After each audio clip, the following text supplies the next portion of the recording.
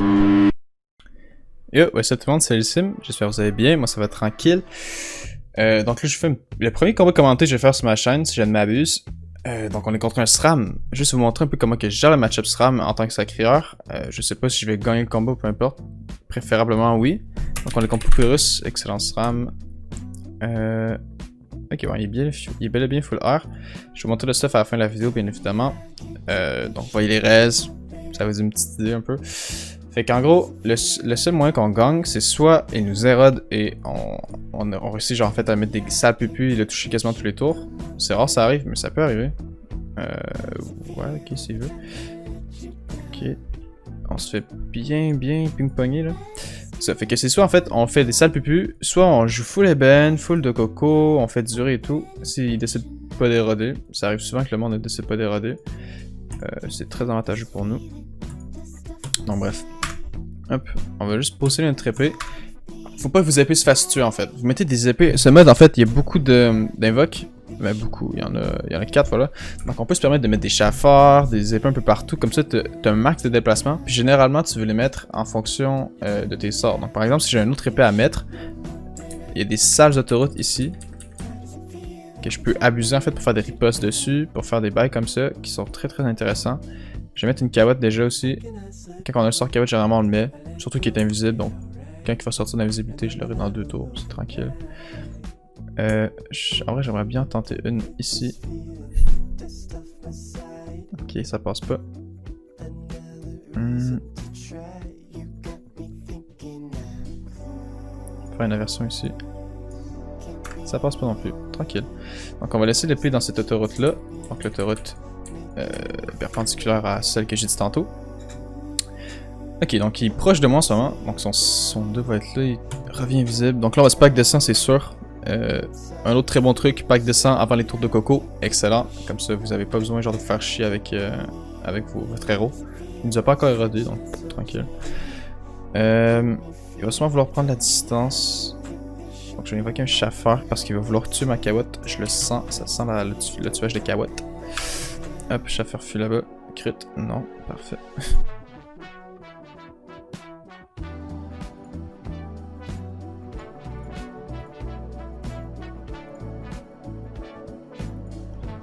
Pack de sang pour le 2 coco. On va laisser notre épée dans cette autoroute là et on va attendre. Donc voilà, là on se tape un gros 2 coco à 5600. On a une bonne transpo sur le chauffeur ou la cahuète. À moins qu'ils nous mettent en pesanteur, mais encore là, je peux faire une riposte sur le truc là-bas. L'épée, pardon. Donc il me pose sa première érosion. 30% c'est quand même huge. Double arnaque. On a des bonnes raisons. On tank très bien que ce stuff là, c'est assez exceptionnel. C'est sûrement une fausse commune. Ok, piège et dérive. Ok. Surprenant comme choix.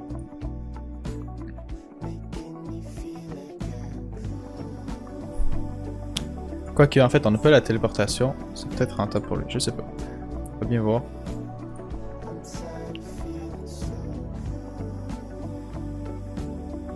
J'espère qu'il n'y a pas un piège. Ah, tranquille. Il nous manque 2 de PO. On va s'approcher ici. Pour la cabotte. Comme ça, au moins, on a un truc fixe pour revenir si c'est l'éloigne trop. Simplement double stase pour se régénérer en même temps. On va se pilori. Et on va... Où est-ce qu'on pourrait bien se placer? En vrai, vu que j'ai un pilori, il peut pas me piège des scélérats, donc ça c'est très bien. Est-ce que je vais avoir mon épée par là? Non, je pense pas. Je pense que je vais aller ici en fait, comme ça, s'il veut transporter avec son double, ben ce TP avec son double, il peut pas mettre des arnaques sur mon épée.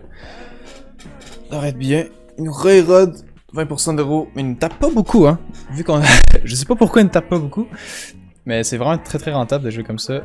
Ok, donc il kill son double, hop, nous on relance notre pack de son en souffrance 7, donc on va pas le relancer tout de suite, on va taper avant, c'est plus rentable. Bon, hop, son piège de répulsif, on s'en bat un peu les couilles. On va le... Déjà, on va réinvoquer notre épée, ça c'est sûr. On va l'invoquer tout de suite, comme ça on peut mieux calculer nos PA. En vrai, je pense que je vais encore juste double stase, tranquille. Puis on va se pack de sang.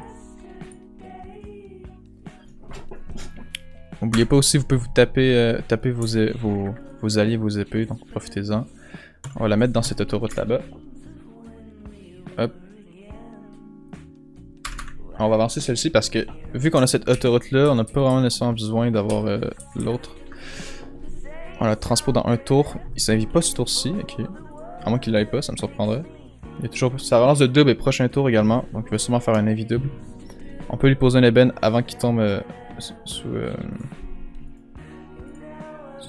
invisibilité, pardon. Donc hop, je vais sacrifier ça tout de suite parce qu'il y a peu de chances qu'il se dirige par là-bas. Donc en vrai je vais le sacrifier à la fin de mon tour, comme ça j'aurai bien. Hop, on va le rapprocher. On va full rocks encore. Genre on est quand même très bien. On va le sacrifier ici. Et bon, on va se déplacer par là parce qu'en fait on a vraiment le contrôle de tout ce qui est en bas à cause de nos téléportations, nos ripostes, etc.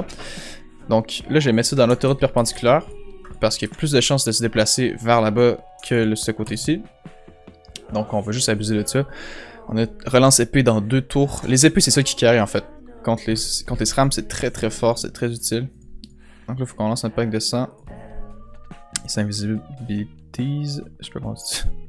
C'est invisibilities, c'est tranquille. Donc là il y a 3 PM, piège de dérive. Il l'a pas déclenché, ok. En vrai je pense qu'il essaie de me brain, il va aller là-bas. Donc on va se mettre ici. Je tape son piège de merde. Hop, on va faire ça là. D'accord, il est pas là. Donc là ça touche cette zone-ci. Hop, on va aller ici. Il n'y a rien qui bloque. On va le faire là. Ça doit toucher. On va relancer notre pack de sang. Pour être je pense qu'il est ici. On va en faire un. On l'a trouvé, parfait.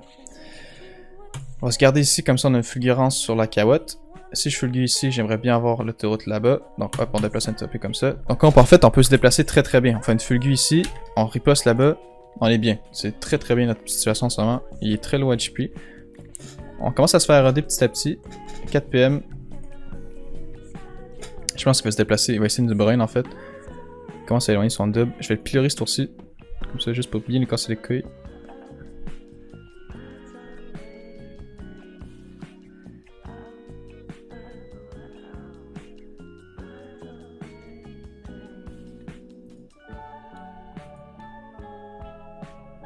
Ok, donc il essaie de nous brain. Il va sûrement nous brain en fait. Il nous a brain, il nous a bien brain notre mère. Donc hop, on va se faire ça comme ça. On va se faire un pilori, puis on va aller par là-bas. Même si j'ai pas la fulgurance ici, c'est tranquille. Est-ce que je vais garder mon épée ici? Je pense que je vais plus la cacher par le... Quoique... En vrai, je pense que je vais la mettre ici, comme ça je peux riposte dessus s'il fait une méprise avec son double. 858 HP pour le joueur français SRAM.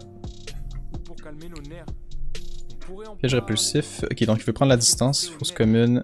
Il y a sûrement de méprise également, classique. Mais en vrai, c'est pour ça. Là, l'épée est très bien placée parce qu'on peut faire un petit riposte, puis on l'a facilement. En version riposte, ça coûte 4 PE, donc on va avoir 7 PE encore. Rentable.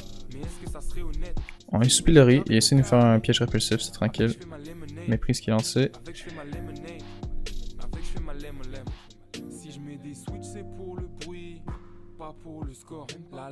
Bon, on tue en fait.